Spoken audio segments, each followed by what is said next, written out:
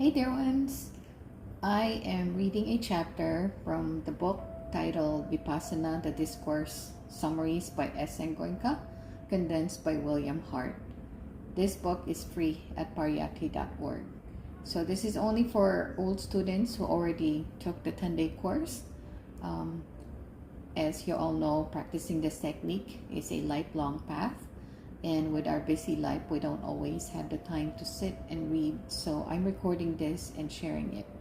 In the future, I can play this in the background while multitasking. I hope this helps you as well.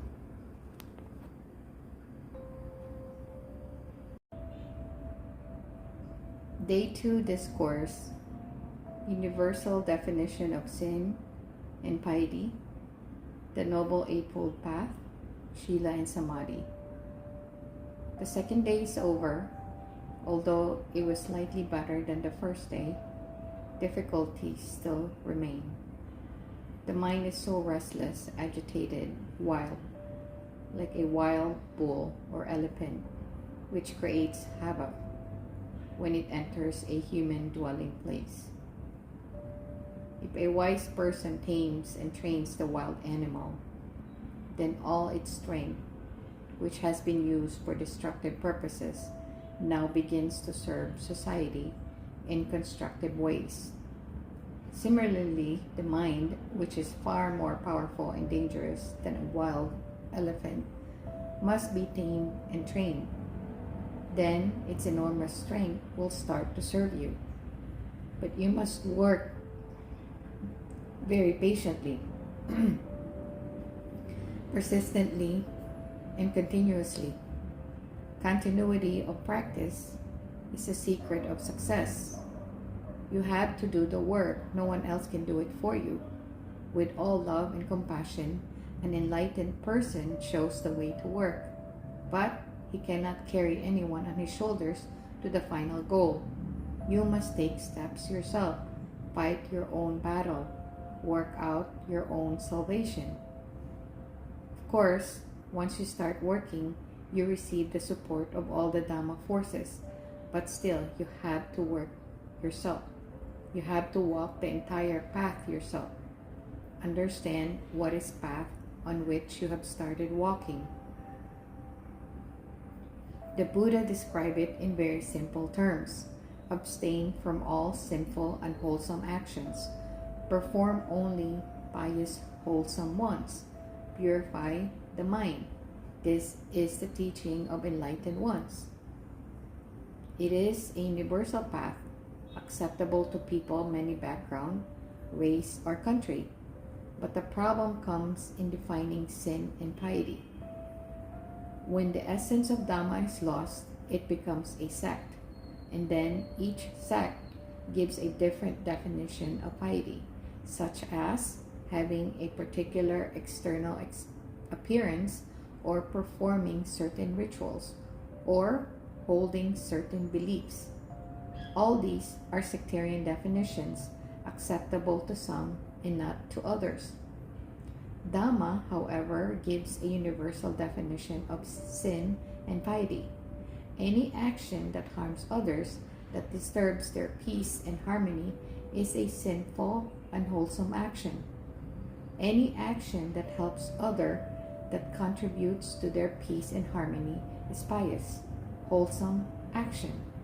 This is a definition in accordance not with any dogma, but rather with the law of nature. And according to the law of nature, one cannot perform an action that harms others without first generating a defilement in the mind, such as anger, fear, hatred, etc. And whenever one generates a mental defilement, then one becomes miserable. One experiences the sufferings of hell within. Similarly, one cannot perform an action that helps others without first generating love, compassion, goodwill. And as soon as one starts developing such pure mental qualities, one starts enjoying heavenly peace within. When you help others, simultaneously you help yourself. When you harm others, simultaneously you harm yourself. This is Dhamma, truth, law, the universal law of nature. The path of Dhamma is called the Noble Eightfold Path. Noble in the sense that anyone who walks on it is bound to become noble-hearted, saintly person. The path is divided into 3 sections: sila, samadhi, and panya. Sila is morality, abstaining from unwholesome deeds of body and speech. Samadhi is the wholesome action of developing mastery over one's mind. Practicing both is helpful, but neither sila nor samadhi can eradicate all defilements accumulated in the mind. For this purpose, the 3rd section of the path must be practiced: panya, the development of wisdom, of insight, which totally purifies the mind. Within the definition of sila are 3 parts of the noble path: samakkhapa, right of speech, purity of vocal action. To understand what is purity of speech, one must know what is purity of speech. Speaking lies to deceive others, speaking harsh words that hurt others, backbiting and slanderous talk, babbling and purposeless chatter are all impurities of vocal action.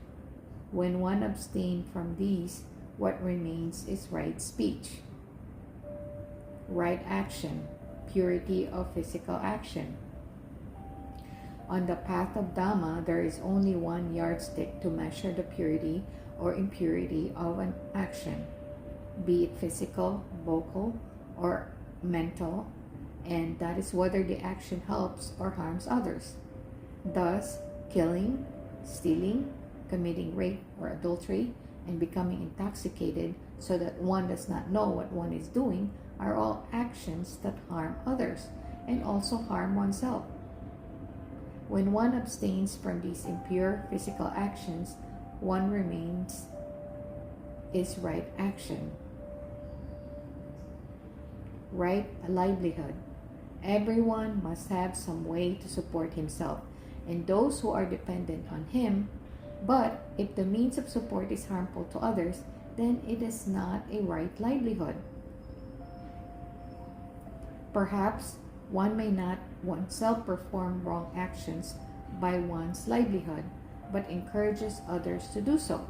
If so, one is not practicing livelihood. For example, selling liquor, operating a gambling den, selling arms, selling living animals or animal flesh are none of them right livelihoods. Even in the highest profession, if one's motivation is only to exploit others, then one is not practicing right livelihood.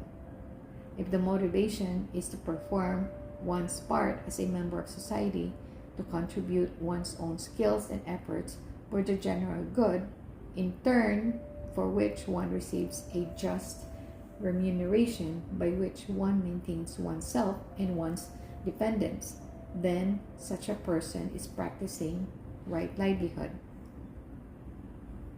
A householder, a layperson, needs money to support himself. The danger, however, is that earning money becomes a means to inflate the ego.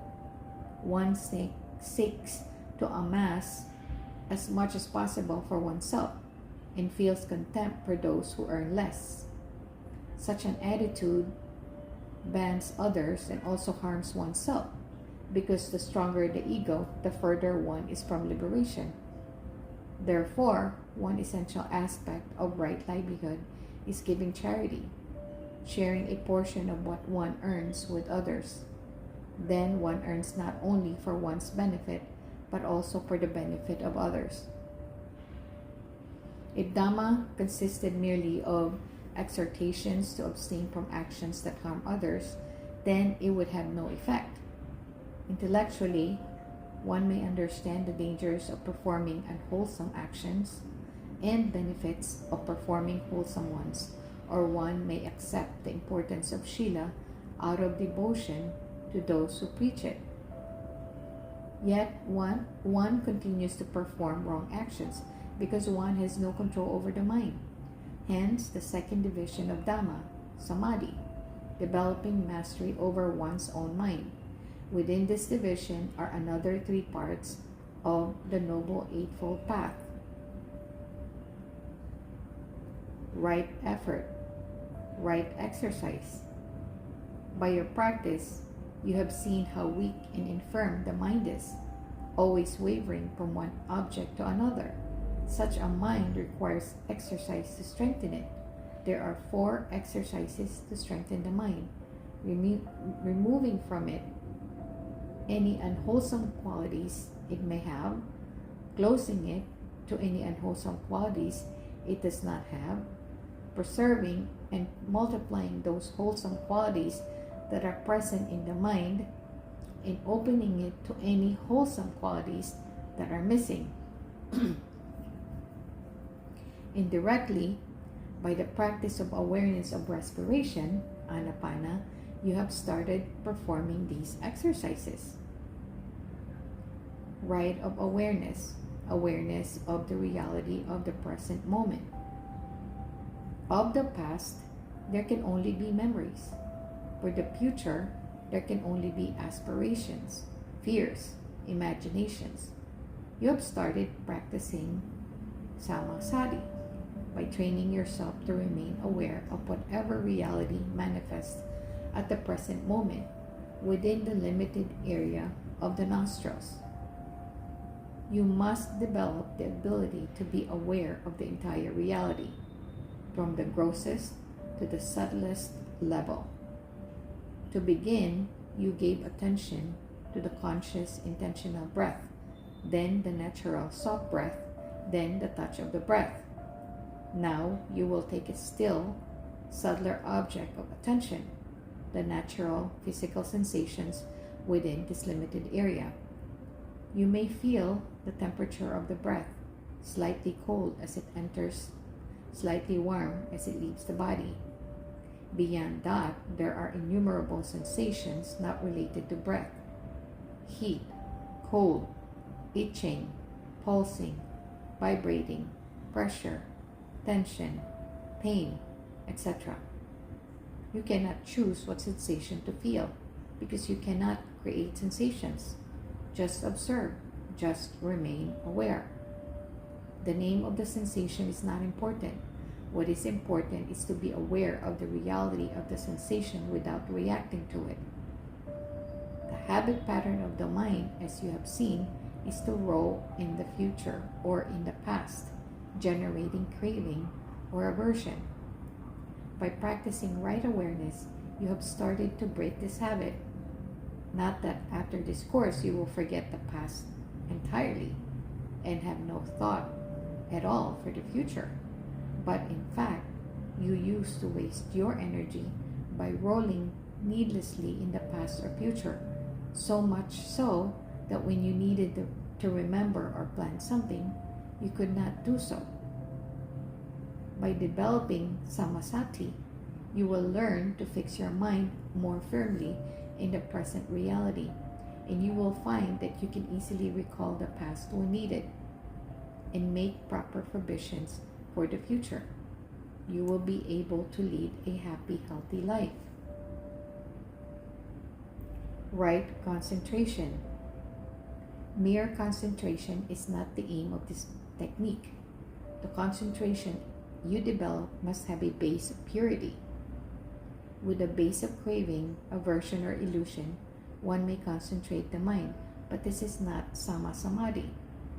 One must be aware of the present reality within it oneself, without any craving or aversion, sustaining this awareness continuously from moment to moment. This is samadhi. By following scrupulously the 5 precepts, you have started practicing sila. By training your mind to remain focused on one point, a real object of the present moment, without craving or aversion, you have started developing samadhi. Now, keep working diligently to sharpen your mind so that when you start to practice panya, you will be able to penetrate to the depths of the unconscious, to eradicate all the impurities hidden there, and to enjoy real happiness, the happiness of liberation, real happiness to you all. May all beings be happy.